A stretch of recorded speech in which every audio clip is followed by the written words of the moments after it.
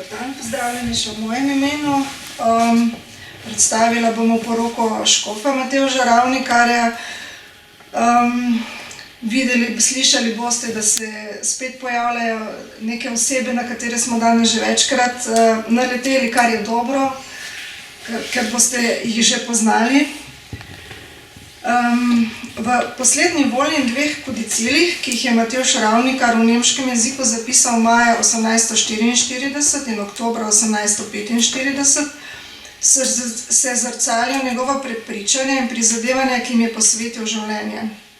Kot poroča njegov kaplan Jožef Kovačič, je v drugi polovici leta 1843 škof Ravnikar postajal bolehen in oslabel.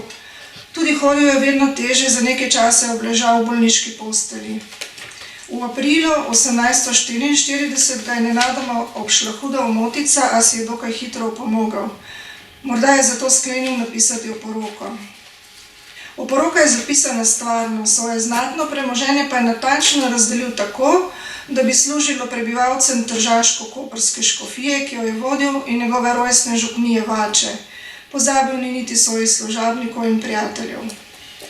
Glavni del oporoke nosi datum 25. maja 1844. Dodana sta mu dva kodicila, ki si sledita 28. in 30. oktobra naslednje leto, torej v mesecu pred njegovo smrtjo, 20. novembra 1845.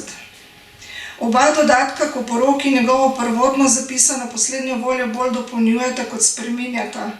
Edina večja sprememba je ta, da je za univerzalnega dediča, se pravi tega, ki deduje premoženje, ki preostane potem, ko so poravnani ostali stroški in izplačani dediči, najprej imenoval farno cerkev na Vačah. Kasneje pa se je odločil, naj ta sredstva dobi dobrodelna ustanova, namenjena prebivalcem tržaško-koprske škofije, ki bi se zaradi bolezni ali drugih razlogov znašli v hudi stiski. Za izvršitelja oporoke je Ravnikar določil tržaškega stolnega kanonika Petra Aleša, sicer tudi svojega sodelavca, o katerem smo danes že veliko slišali. Njegova naloga ni bila lahka. Potrebno je bilo popisati vse aktivno premoženje, poplačati terjatve in to znatno premoženje v skladu z določili oporoke različnim dedičem v tržaško-koprski in ljubljanski škofiji tudi razdeliti. Čeprav je večina volil iz oporoke 5 let po njegovi smrti že služila svoj namenu, je končna bilanca zapuščine, ki jo je prejela kranjska deželna vlada po odpravi manjše pomote, datirana 16. marca 1867, torej dobrih 21 let po njegovi smrti. Glavnina premoženja škofa Ravnikarja je bila v gotovini, nekaj več kot 45.000 goldinarjev. Nekaj sredstev pa je v dedno maso prispeval izkupiček od prodaje njegovih konjev in vozov, pohištva nekaterih vrednejših predmetov, zadolžnica nekega Leopolda Terdiča in nekateri še zaostali prejemki, ki so mu pripadali strani države, še neizplačani menzalni dohodki ter tečajna razlika za zlatnike. Terjatve, ki jih je bilo potrebno izplačati, predstavljajo stroški zdravnikov, pogreba in nagrobnega spomenika, stroški izvršitelja oporoke, plačila oskrbnikov, veterinarjev, pisarjev ter razne pristojbine in plačila, ki v času njegove smrti niso bila poravnana. Ker ni bilo smotrno čakati, da se tako kompleksna zapuščina uredi do zadnjih podrobnosti, so večino zneskov iz oporoke izplačali v sorazmernih deležih v naslednjih letih, tako da so oblasti lahko izdale ustrezne ustanovne listine in so dobrodelne in štipendijske ustanove, ki jim je bila namenjena velika večina dedne mase, lahko čim prej začele delovati in izpolnjevati zapustnikovo voljo. Zdaj, tule se je prikradla napaka, tale dokument je ohranjen v Fondu deželne vlade v Arhivu Republike Slovenije. To je stanje v juliju 1847, kjer je videti vso aktivno in pasivno vsote, ki so pripadali zapuščini in ki so bile v tem obdobju že izplačane. Prvo določilo v oporoki, bom šla kar po vrsti, kot jih je škof Ravnikar sam nanizal, je namenil Ravnikar svojemu nasledniku. Namenil mu je 5000 goldinarjev in ves inventar, ki ga je škof prijel ob nastopu škofovske službe. Največjo vsoto, kar 14 000 goldinarjev, je zapustil Ubožnemu inštitutu župnije Vače. Zdaj, ubožni inštituti so v tem času na župnijski ravni, razen v večjih mestih, bili zadolženi za oskrbo, preskrbo revežev. Običajno so jih vodili župniki, poskrbeli so, da se identificirali ljudi, ki so najbolj potrebni te pomoči in da so se te podpore pravilno razdelile. Škof Ravnik je v oporoki določil, da se ustanovi v ta namen dobrodelna ustanova, njen kapital naloži, letne obresti pa se razdelijo na način, da obresti od 6000 goldinarjev pripadajo revnim iz kroga njegovega sorodstva po očetovi in materini strani, ne glede na župnijo, v kateri bi živeli. Želel je, da pri dodelitvi podpor bolj kot na stopnjo sorodstva gledajo na potrebo po pomoči in zgledno krščansko življenje sorodnikov. Obresti od 2000 goldinarjev naj se razdelijo med pomoči potrebne prebivalce trga Vače, od preostalih 6000 goldinarjev pa prebivalcem celotne župnije Vače, vendar brez koracij Šentlambert, Zasavska, Sveta Gora in Hotič. Ti naj podporo dobijo le v primeru, da bi prišlo do večje potrebe zaradi posebnih okoliščin ali nesreč. Podpora naj se jim izplača iz dela obresti namenjenega prebivalcem Vač. V letu 1847 so že prejeli pretežni delež in kapital naložili državne obveznice, ki so dale 5% letni donos, in iz teh obresti so se potem izplačevale podpore. Prve obresti so bile izplačene v maju 1847, prve podpore pa za leto 1848. Tu je sicer za konec stoletja v Nadškofijskem arhivu Ljubljana je ohranjen zvezek, kamor so vpisovali izplačane obresti in potem tudi poimensko, komu so razdelili podpore. Noter je pa zataknjenih par listkov tudi ljudi iz kroga škofovega sorodstva, ki so dokazovali svojo sorodstveno povezavo, da so lahko pridobili podporo. V prvem kodicilu k oporoki je škof Ravnika revnim župnije Vače sicer namenil še dodatnih 600 goldinarjev, ki so jih mednje razdelili kmalu po njegovi smrti. Ker je Ravnikar ob svojem delu na področju šolstva dodobra spoznal potrebe po boljši izobrazbi tako v škofiji, ki jo je vodil, kot že prej na Kranjskem, je premoženje namenil tudi za utemeljitev štipendijskih ustanov ter ustanov za nabavo pri dušnem pastirstvu potrebnih knjig za duhovnike tržaško-koprske škofije, ter tudi knjig v slovanskem jeziku za preprosto ljudstvo, da se v škofiji odpravi praznoverje, kot je zapisal. Volilo vrednosti 4000 goldinarjev je Ravnikar namenil ustanovitvi štipendijske ustanove, v prvi vrsti namenjene sorodnikom, tako po očetovi kot materini strani, prednost pri podelitvi pa dal kandidatom ne toliko glede na bližnjo stopnjo sorodstva, ampak glede na talent, znanstveni napredek in hvalevredno vedenje. V primeru, da se v krogu sorodnikov ne bi našel primeren kandidat, se štipendija dodeli kandidatu iz župnije Vače, nato iz prej omenjenih 3 koracij sledijo podložniki Lambergovega kanonikata in končno kandidat iz celotne Kranjske. Pravico do odločanja o podelitvi štipendije je zaupal ljubljanskemu škofijskemu konzistorju. Da bi štipendijska ustanova začela delovati, so kapital v času izdaje ustanovnih listin ga je bilo za 3695 goldinarjev, naložili v 4 obligacije državnega dolga, ki je bil obrestovan s 5% obrestmi.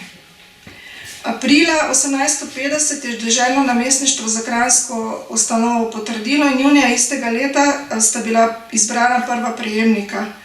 Ob prvi podelitvi očitno med sorodniki niso našli primernega kandidata, izbrana sta bila Anton Peterlin, sin desetinskega podložnika Lambergovega kanonikata in odličen učenec 5. gimnazijskega razreda v Ljubljani, in Janez Markovič, prav tako odličen dijak gimnazije v Ljubljani. Štipendija je znašala 80 goldinarjev in se je izplačevala v 2 obrokih ter ni bila omejena na stopnjo šolanja. S pomočjo Ravnikarjeve štipendije so se šolali med drugimi literarni zgodovinar in pisatelj Franz Celestin, skladatelj in sodnik akademik Anton Lajovic in pravnik, politik Slovenske ljudske stranke in mariborski župan Alojzij Juvan. Še enkrat višja sredstva, tule je ta tako imenovana kompetenčna tabela, pač kandidati, ki so se prijavili za štipendijo in so jih poslali konzistorju v presojo oziroma v izbiro, je bil upisan pač njihov gmotni status, njihov uspeh v šoli, predložiti so morali tudi potrdilo o cepljenju. Še enkrat višja sredstva, 8000 goldinarjev je za 4 štipendije namenil dijakom Tržaško-koprske škofije. V poroki je opozoril na posebno pozornost do dijakov iz pazinskega okraja, ki je bil najrevnejši in so štipendije najbolj potrebovali. To štipendijo so mogli uživati le do zaključka višje gimnazije in le na šolah v tedanjem Ilirskem kraljestvu, torej v mestu Trst, avstrijskem Primorju na Kranjskem in Koroškem. Iz gradiva izhaja, da je bil osnutek ustanovnih listin te štipendijske ustanove narejen v letu 1849 in še istega leta je bila prvič razposlana poizvedba gimnazijskim upravam po primernih kandidatih. Prvo zabeleženo je izplačilo dijaku Antoniju Juraku iz januarja 1850. Ta štipendija je znašala 100 goldinarjev in se je izplačevala v 2 delih, kot je bilo običajno. Tu je sicer eden iz kasnejših razpisov, ko Ilirsko kraljestvo kot enota ni več obstajala, zato so našteli dežele, iz katerih so lahko kandidati. O podelitvi te štipendije je pa odločal Tržaško-koprski škof. Iz pisanja Ravnikarjevega kaplana Kovačiča je razbrati, da je škof duhovnikom posebej polagal na srce skrb za vernike, ki živijo v nevednosti, kot je zapisal. Večkrat je tudi nakupil primernih knjig in jih razdelil med duhovnike. Zato ne preseneča volilo v vrednosti 6000 goldinarjev, ki so bili določeni za utemeljitev ustanove. Sem pa eno stran nekje izgubila. Samo trenutek.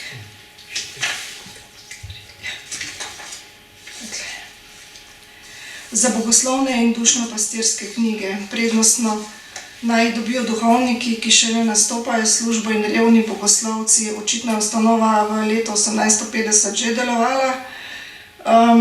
Dodatnih 4000 goldinarjev je voljo za ustanovitev posebne ustanove, ki bo z obrestmi od naloženega kapitala zagotavljala sredstva za nakup knjig za preprosto ljudstvo v slovanskem jeziku. Te knjige pa potem so razdelili preko dekanij po posameznih župnijah. Najdemo tudi nekatere osnutke, iz katerih lahko razberemo, katere knjige so kupili v ta namen. V poroki sledijo členi, v katerih se je škof spomnil svojih služabnikov. Vsakemu je določil znesek letnega zaslužka in po 10 goldinarjev za vsako leto službe. V kodicilu pa je potem to določilo spremenil in se obračal nanje osebno, poimensko. Ignacu Kranjcu je zaradi neutrudnega služenja namenil 800 goldinarjev, kuhinjski dekle, ki mu je služila vsa leta, 300 goldinarjev, pa kuharici za 300 goldinarjev zaradi starosti, pa tudi kočijaža se je spomnil. Na koncu se je izkazalo, da je bila vrednost volil služabniku res v vrednosti predmetov, ki jih je zapustil svojim prijateljem, ali pa še po nekaterih primerih višja. Kar se tiče knjig, je različne zakonike in pravna dela in slovarje zapustil v škofijski pisarni. Knjige, ki bi bile koristne pri dušnem pastirstvu, je naročil razdeliti med primerne duhovnike, nekaj pa jih je namenil prijateljem.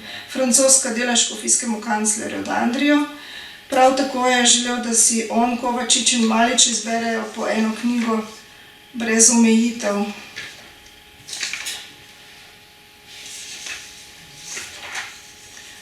Druge knjige pa naj se priključijo Škofijski knjižnici. Po poročilu Petra Aleša so bile te knjige februarja 1846 že razdeljene. Glavnina knjig za knjižnico je obsegala 1452 knjig. V oporoki zapušča tako imenovano kapele. Jernej Ravnikar prevaja izraz kot molitvena oprava. Gotovo gre za neke osebne predmete povezane s škofovsko službo, ki jih je zapustil v stolni cerkvi svetega Justa, z izjemo zlate verižice, križa in prstan, za katere pa si je kasneje premislil in jih prav tako zapustil stolnici. Vse skupaj je bilo ocenjeno na 820 goldinarjev. V obeh kodicilih je dodal še, da zapušča v spomin zlato repetirno uro, srebrne zaponke in 2 svečnika, srebrna kaplanu Kovačiču, kanclerju Dandriju zlato dozo, verjetno tobačnico, 2 srebrna svečnika in žlice, prav tako zlato tobačnico ljubljanskemu stolnemu kanoniku Pavšku. Tudi te predmete je v letu 1947 že izročil in poplačal služabnike. Za univerzalnega dediča je pač v kodicilu določil namesto cerkve na Vačah poseben sklad za prebivalce tržaško-koprske škofije, ki bi se znašli v stiski. Namesto tega pa je cerkev na Vačah dobila dodatnih 1500 goldinarjev, ker je po vseh izplačilih ostalo še 800 goldinarjev in na koncu večjo vsoto dobila cerkev na Vačah. Prav tako je še dodal v kodicilu 500 goldinarjev za obožni inštitut ter 1000 goldinarjev, ki so jih razdelili revnim tržaško-koprske škofije, in 600 župnije Vače v dnevih hitro po njegovi smrti. In določil, da se ustanovi še aniverzarijska mašna ustanova zanj, starše, prijatelje, sorodnike in dobrotnike. Na koncu je omenjen še izvršilec oporoke Peter Aleš, ki naj dobi za opravljeno delo pravično plačilo, za spomin pa njegove zlate sponke in prstan. Zanimivi samo še to, sta pa še 2 opombi v kodicilu, ki se tičeta razmerja do oblasti. Namreč do zahteve po obnovi podrtega gospodarskega poslopja, ki je odločno nasprotovanje zapisal, naj se razreši po pravni poti, zavračal je tudi odgovornost za obnovo Škofijskega dvorca, ki je, kot piše, zanemarjen in trhal. Za financiranje obnov pa sta odgovorna kameralni in verski sklad.